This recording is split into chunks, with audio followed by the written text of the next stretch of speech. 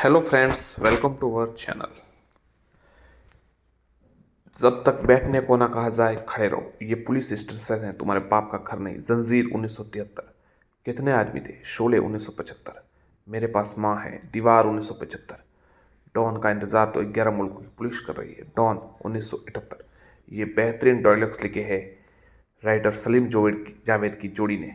इस जोड़ी के सलीम खान 88 साल के हो चुके हैं। नई जनरेशन उन्हें सुपरस्टार सलमान खान के पिता के रूप में जानती है, लेकिन 70-80 के दशक में उनका वो रुतबा था कि हर फिल्म मेकर उनसे ही अपनी फिल्में लिखवाना चाहता था, चाहे फीस कोई भी हो या शर्त कोई भी।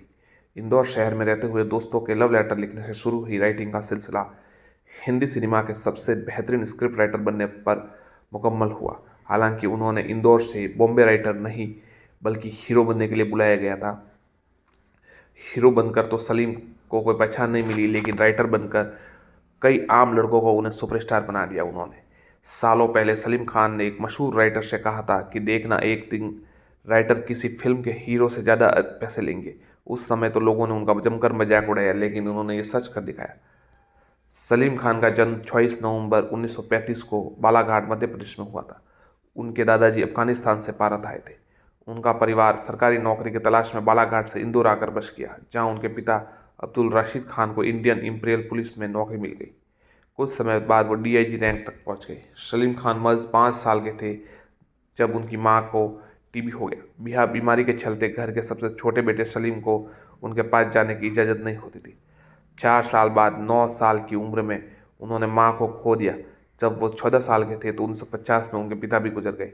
उनके बड़े भाई की जगह नौकरी की तलाश उनकी परवरिश की उनके बड़े भाई ने। जब वो कॉलेज में थे तब उनके ही बड़े भाई ने उनसे कार दिला ली थी, जबकि उस समय में कार होना काफ़ी बड़ी बात हुआ करती थी। एक दिन सलीम खान इंदौर में हुई एक शादी में पहुंचे। उस शादी में फिल्म गांव की गोरी बनाकर मशहूर हुए फिल्म मेकर के अमरनाथ भी पहुंचे थे। सलीम खान बेहद हैंडसम थे, जिन पर अमरनाथ की नज़र टिक गई। उन्होंने तुरंत सलीम खान को बुलाकर अपनी फिल्म का ऑफर दे दिया। सलीम ने झिझकते हुए कहा उन्हें एक्टिंग नहीं आती। इस पर अमरनाथ ने उन्हें दिलीप कुमार का उदाहरण देकर कहा कि उन्होंने भी कभी एक्टिंग नहीं सीखी, लेकिन वो स्टार है। जब सलीम राजी हुए तो डायरेक्टर के अमरनाथ ने उन्हें तुरंत 1,000 रुपये थमा दिए और अपना पता देकर मुंबई बुला दिया। सलीम खान मुंबई तो पहुंच गए, लेकिन उन्होंने न उस शहर की जानकारी थी न इंडस्ट्री की। मरीना गेस्ट हाउस पहुंचकर उन्होंने 55 रुपये में एक कमरा ले लिया। एक कमरे में 2 बिस्तर लगे थे। दूसरे बिस्तर पर जो शख्स आया उसके जोरदार खर्राटों ने सलीम की नींद उड़ा दी। उन्होंने ठान लिया कि जल्दी वो 110 में पूरा कमरा बुक करें। के अमरनाथ के पास पहुंचे तो उन्होंने फिल्म बारात में साइड हीरो का रोल मिल गया। उन्हें पहले ही 1,000 रुपये साइनिंग अमाउंट दे चुके थे। इसके अलावा हर महीने 400 रुपये दिए गए। फिल्म चल न सकी और सलीम खान को भी कोई खास पहचान नहीं मिली। फिल्म से मिले पैसे भी कम पड़ने लगे। उन्हें गुजारा करने के लिए भाइयों से पैसे मंगवाने पड़े।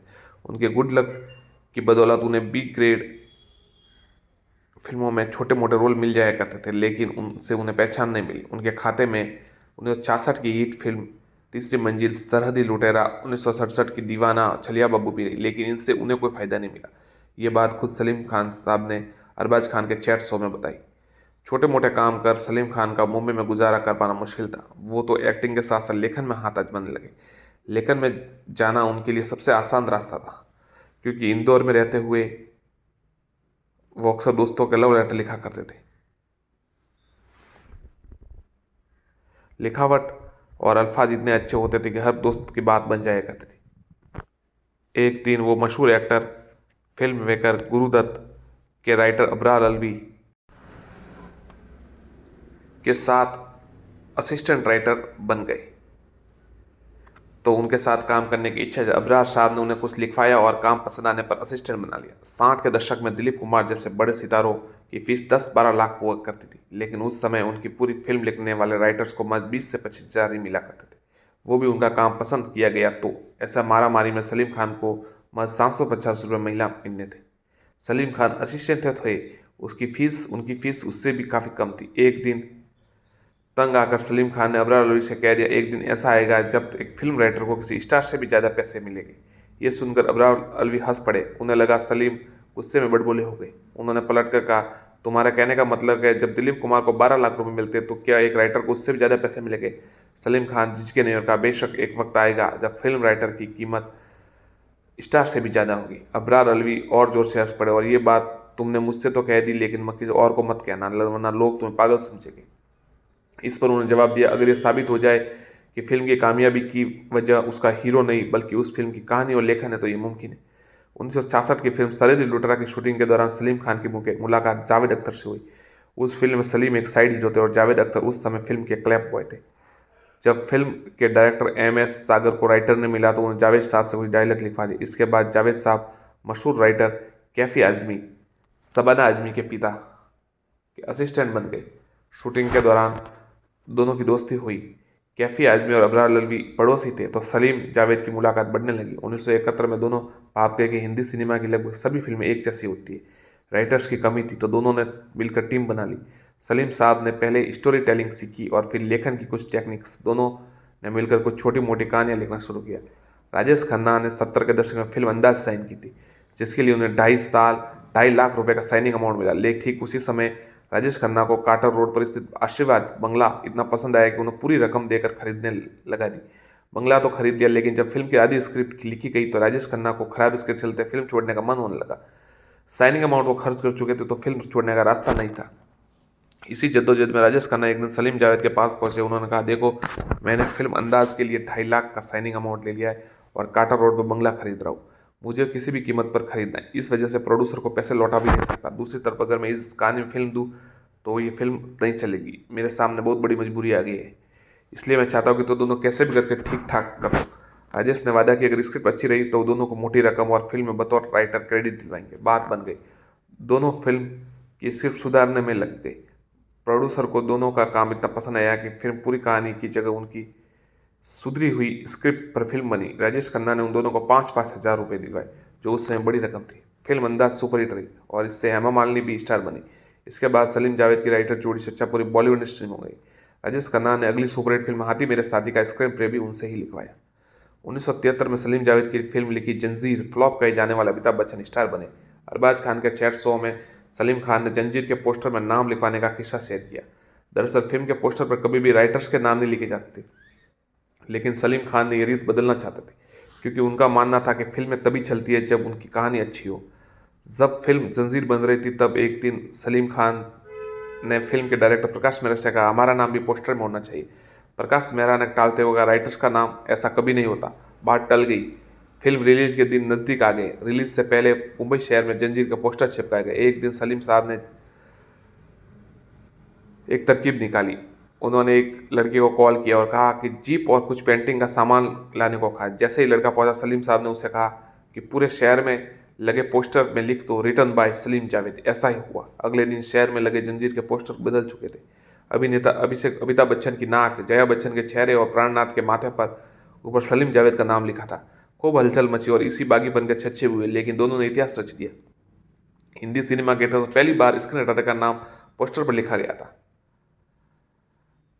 जंजीर फिल्म का ट्रायल शो देखने के बाद यश चोपड़ा ने अपने असिस्टेंट रमेश तलवार से कहा फिल्म लिखने वालों को मिलने बुलाए। संपर्क होने के बाद सलीम जावेद फिल्म लिखने का ऑफर दिया तो उन्होंने 2 लाख रुपए फीस मांगी। ये सुनकर रमेश तलवार हंस पड़े। उन्होंने हंसते हुए ये डिमांड यश चोपड़ा को बताई तो देखते ही देखते उनकी ये डिमांड पूरी इंडस्ट्री में मजाक का मुद्दा बन, लेकिन बात नहीं बनी। कुछ समय बाद फिल्म जंजीर इतनी बड़ी हिट रही कि सलीम जावेद हर फिल्म मेकर की पहली पसंद बने थे। ऐसे में यश चोपड़ा ने अपने असिस्टेंट रमेश तलवार से कहा, जाओ सलीम जावेद से कहो और 2 लाख की फीस मंजूर है। उन्होंने फटाफट 2 लाख देकर साइन कर लो। रमेश तलवार सलीम जावेद के पास पहुंचे तो यश चोपड़ा आपकी शर्त पर राजी हुए। इस पर सलीम जावेद ने कहा, 2 लाख फीस तो जंजीर रिलीज होने से पहले की थी, अब तो 5-5 लाख रुपए लेंगे। हुनर का ऐसा हल्ला हो रहा था कि यश चोपड़ा को उनकी मांग राजी होना पड़ा। सलीम जावेद की जोड़ी का फिल्म दोस्ताना के लिए 12,50,000 रुपए दिए गए, जबकि फिल्म के हीरो सुपरस्टार अमिताभ बच्चन को 12 लाख रुपए मिले थे। स्टार से भी 50,000 ज़्यादा फीस देकर सलीम जावेद ने हिंदी सिनेमा में इतिहास रच दिया। सालों पहले भविष्यवाणी सही साबित कर दी। जितना उनका 2 लाख फीस मांगने में मजाक उड़ाया गया था, उतनी ही ज़्यादा तारीफें उनके खाते में आई। कुछ समय बाद सलीम साहब ने अबरार अलवी को फ़ोन करके जानकारी दी तो वे काफ़ी खुश हुए। सलीम जावेद की जोड़ी को हिंदी सिनेमा में स्क्रीन राइटर की किस्मत बदलने का श्रेय दिया जाता है, क्योंकि उनसे पहले फिल्म की कहानी और डायलॉग लिखने वाले को बिना क्रेडिट दिए ही चंद रुपए देकर छलता कर दिया जाता है। ये किस्सा अनु कपूर ने अपने खास कॉलम कुछ दिन दिल में कहा था। सलीम जावेद की फिल्म लिखी 1970-80 के दशक में हर स्टार काम करने की तमन्ना करता, लेकिन ऋषि कपूर एक ऐसे इकलौते एक्टर जिन्होंने सलीम जावेद की फिल्म ठुकराई थी। इस पर सलीम जावेद इस कदर नाराज हुआ कि उन्होंने ऋषि कपूर को करियर बर्बाद करने की धमकी दिलाई। ऋषि कपूर ने अपनी ऑटोबायोग्राफी खुल्लम खुल्ला में लिखा था, जब उन्होंने सलीम जावेद की फिल्म ठुकराई तो उन दोनों का ईगो हर्ट हो गया। फिल्म ठुकराने के बाद ऋषि कपूर मुलाकात मुंबई के प्लेमेट क्लब में सलीम जावेद से, तो जहाँ अक्सर वे बिल बोर्ड खेलने जाते थे। जैसे सलीम साहब ने उन्हें देखा तो तुम्हारी हिम्मत कैसे हुई हमारी फिल्म ठुकराने की। जवाब में ऋषि कपूर ने कहा, मुझे फिल्म पसंद नहीं है। सलीम ने कहा, तुम जानते नहीं क्या होगा, इंडस्ट्री में आज तक हमें किसी ने इनकार नहीं किया। ऋषि ने कहा, आप मुझे ऐसी धमकी क्या कर सकते हैं। सलीम ने कहा, तुम्हारे साथ कौन काम करेगा, क्या तुम जानते हो हमने राजेश खन्ना को जंजीर ऑफर की थी, लेकिन उन्हें फिल्म करने से इनकार कर दिया। हमने उनके साथ कुछ नहीं किया, बस उनकी जगह अमिताभ को ले आए। जवाब मिला, गो हेड गो अहेड। वो फिल्म 1978 में रिलीज हुई त्रिशूल थी, जिसमें अमिताभ बच्चन, शशि कपूर और संजीव कुमार थे। ये उस साल की दूसरी सबसे ज़्यादा कमाई करने वाली फिल्म थी। इसके बाद सलीम जावेद ने ऋषि कपूर के साथ काम नहीं किया। सलीम जावेद की जोड़ी लिखी फिल्म जंजीर से ही अमिताभ बच्चन स्टार बने। जब सालों बाद उसी जोड़ी ने अमिताभ बच्चन को अपनी लिखी फिल्म मिस्टर इंडिया में काम करने को कहा, तो उन्होंने साफ इनकार कर दिया। अमिताभ ने कहा, मैं हीरो हूँ, लोग मुझे देखने आते, मेरी आवाज़ सुनने कौन आए। जाहिर है मिस्टर इंडिया का कॉन्सेप्ट 80 के दशक में के लिए आप काफ़ी अटपटा था। फिक्शन फिल्में उस समय तक नाम मात्र की बनी थी, जो ज़्यादातर फ्लॉप ही हो रही थी। लेकिन अमिताभ बच्चन के इनकार से सलीम जावेद बेहद नाराज हुए। जावेद अख्तर ने फैसला लिया कि अमिताभ के बच्चन के साथ काम नहीं करेगी। हालांकि सलीम साहब इस फैसले पर राजी नहीं थे। कुछ दिनों बाद जब जावेद साहब अमिताभ बच्चन के घर होली पार्टी पहुंचे, तो उन्होंने कहा कि सलीम खान उनके साथ नहीं काम करना चाहते। इस गलतफहमी की वजह से जोड़ी के कामकाजी रिश्ते बिगड़ गए। दोनों ने फिर कभी साथ काम नहीं किया। हालांकि उनकी दोस्ती आज भी बरकरार है। सलीम जावेद की जोड़ी टूटने की कहानी जर्नलिस्ट अनिता पत्ते ने अपनी मराठी बुक यही रंग यही रूप में लिखी है। जोड़ी टूटने के 20 साल बाद बी आर चोपड़ा ने फिल्म बागबान बनानी शुरू की। इस फिल्म का स्क्रीन प्ले खुद बी आर चोपड़ा ने लिखा। अब बात क्लाइमेक्स पर आकर अटक गई, जिसमें अमिताभ बच्चन और सलमान खान की इमोशनल स्पाइस दिखाई देनी थी। अमिताभ बच्चन ने अपने हिस्से की स्पीच के लिए जावेद अख्तर से रिक्वेस्ट की और मान गए। वहीं सलमान खान ने अपने डायलॉग अपने पिता सलीम खान की मदद ली। सलीम खान ने बेटे के लिए भावुक कर देने वाली स्पीच लिखी। इस तरह सलीम जावेद ने अलग होने के 20 साल बाद एक ही फिल्म में डायलॉग लिखकर यादगार बन गए। 1999 में सलीम खान के तीनों बेटों ने मिलकर एक फिल्म बनाई थी, हेलो ब्रदर। फिल्म को सोहेल खान ने प्रोड्यूस किया था। वही लीड रोल में सलमान खान और अरबाज थे। फिल्म की शूटिंग शुरू करने के ठीक 4 दिन पहले तीनों सलीम खान के पहुंचे और स्क्रिप्ट लिखाई। स्क्रिप्ट के अनुसार फर्स्ट हाफ में सलमान खान को गोली लगती और वो मर जाते। उनका दिल इंस्पेक्टर बने अरबाज खान को लगा दिया था। सलीम खान को कहानी पसंद नहीं आई। उन्होंने सलाह दी कि सलमान की जगह अरबाज को मरता हुआ दिखाया जाए तो फिल्म चल सकती है, क्योंकि उस समय सलमान नामी हीरो थे। दर्शक उन्हें मरा हुआ देखना पसंद नहीं करेगी।